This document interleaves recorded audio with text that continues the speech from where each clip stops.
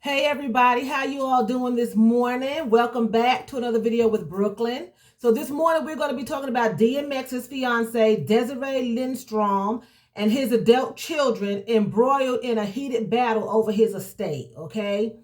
It says that nearly 3 months after rapper DMC tragic death, a battle over his estate has begun, okay? According to the page 6, the fallen MC's children and his fiancee, Desiree Lindstrom, are fighting over his assets. DMX didn't have a will. Lindstrom, the mother of his 5-year-old son, Exodus, petitioned the court to be legally declared his common law wife, but a magistrate denied the request. If the judge had ruled in her favor, she would have had sole control over the deceased rapper's potential earnings and the say in his affairs. It is important to note that New York State hasn't recognized common law marriages since 1933. Okay, I wish she had done her research, because if she had done her research, they could have gotten married or he would have left a will. You know, you have to do your research before, when you're in a relationship these days and times. You know, you have to do your research because you never know the outcome. I'm sure he didn't deliberately do this, but a lot of people just don't think that they're going to die. They don't think anything's going to happen. You don't think your spouse is going to die. Your spouse don't think you're going to die. And things just happen. He didn't leave a will for his children, nothing. His assets are just sitting there. As the battle royale over his estate gets heated, 6 adult children, including 3 adult sons from his marriage, Xavier 28, Tacoma 21, and Sean 19, already have petitioned, to be administrators. In addition to his 2 adult daughters from outside the marriage, Sasha Simmons and Jada Odin, also are filing to be administrators. DMX has 14 legally recognized children, okay, legally, so he could have more. But New York law requires heirs to be over 18 to be appointed as executives of a deceased battle estate. Person's estate, not battle estate. The law requires you to be over 18 to be appointed as executives of a deceased person's estate, A person close to the rapper told page 6 that not having a will has caused issues among the family. Okay? It says that if they had approved his fiance's request, she would have been over everything. But since they didn't, they cease and desist that, she has no control, no say, no nothing over anything, all right?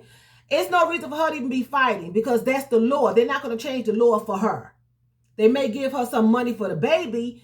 Maybe the family may even be decent enough to give her some money for herself. But I personally think they need to bring in a payee and let the payee sit down and divvy up everything fairly, It says here, the rapper had an estimated worth of negative $1 million as of January.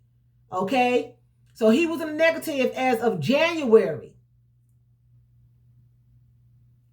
So it says here in another article that I pulled up, it says that DMX in 2013 filed for bankruptcy. Okay?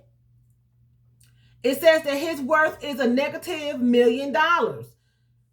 In 2013, DMX filed for bankruptcy, having accumulated debt from various creditors worth between $1 million to $10 million.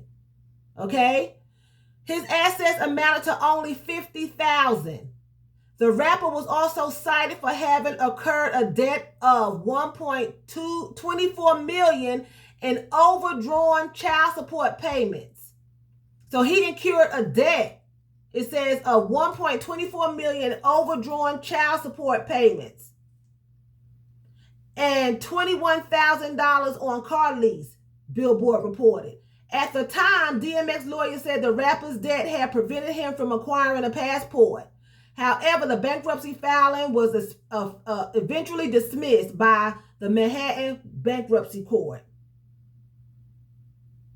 2017, DMX was charged with 14 counts of tax fraud, amounting to $1.7 million, and was imprisoned in March 2018.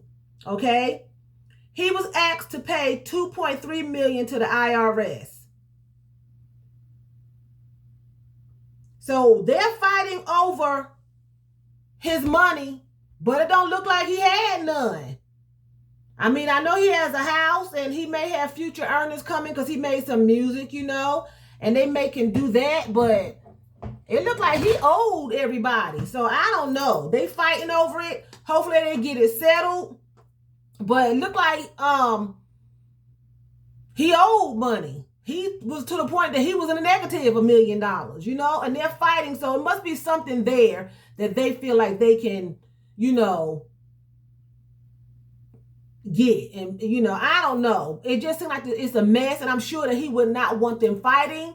I'm sure if they had known that this common law thing was not even relevant anymore, maybe he would have married her. Maybe he would have left a will and designated what he wanted going on. But from what I'm reading in the paper, I mean, in the news, like he didn't have much to leave, you know? And a lot of times people don't leave wills. They just don't think they're going to die. You know, Whitney Houston, we found out, you know, Whitney Houston was, you know, she had a problem with drugs, but Whitney Houston left a will. She left a will. Right? So we can't say he didn't leave a will because of his situation, because Whitney Houston had a will drawn up. I guess during the time that she wasn't in her stupor and she had all her wits about her, she left a will, right? But then you look at someone like Aretha Franklin, who we all seem to believe that she was a very responsible person. We never heard anything about her in the news. You know, as far as I know, she didn't have no drug problems, no alcohol problems. She didn't leave a will. Her children are fighting with the niece because the niece stepped in and took over the estate and would not allow them any funds. She took the house and kept the house. I don't know if she took it legally for her own, but she was in charge of everything. Aretha Franklin didn't leave anybody in charge of anything. No will. And she was supposedly responsible. You know, so we can't look at him and say, well, he was on drugs. That's why he didn't leave one. No, because he wasn't always high. He was sober at some point. He had lawyers around. He had family members around. No one thought to say, look, D, you know, with the lifestyle you're living, how about leaving a will?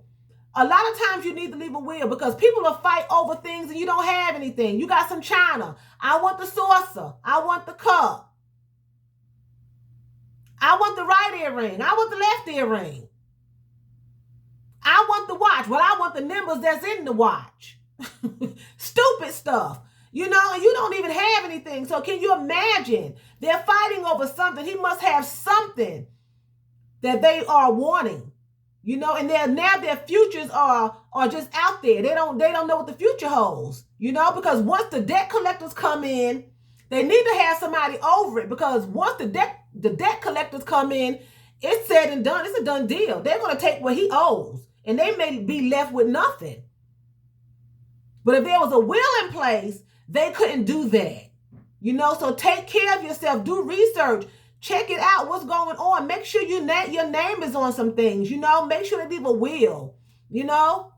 So anyway, I'm going to show you my outfit of the day. It's a green cotton dress, like an army green cotton dress. And it comes to the knee. It's really, really cute. But I'm going to show you my shoes first, okay? So I'm going to wear these blush pink satin slippers, okay? And if you look closely, they have fuchsia in it. They have the same green that's in my dress.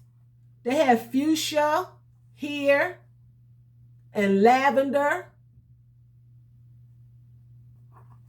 They have the ivory rose here with some orangey gold flicks in it. This shoe here, you can see in the fuchsia how it has a lot of gold here. It might not look like that on the camera, but it's gold. Okay, so I'm going to wear these with my dress. And this is the dress. Whew. Whew. I am heavy top, y'all. Okay, and it has a big ruffle and it comes to the knee. Okay, it's not a midi, but it's not below the knee. It stops right at the knee. Okay, so that's my dress. I love it. I'm loving this cotton dress. It's supposed to be 91 degrees here today and extremely sunny. And I'm wearing these sunglasses.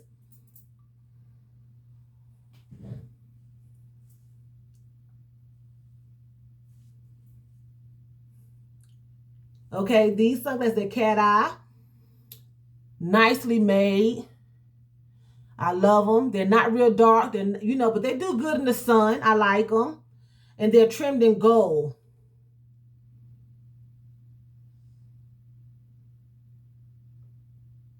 Okay, very nicely made sunglasses. And I just picked these up at the local beauty supply store, and I've had them now for some years, but that's where I got them from the local beauty supply store. Okay,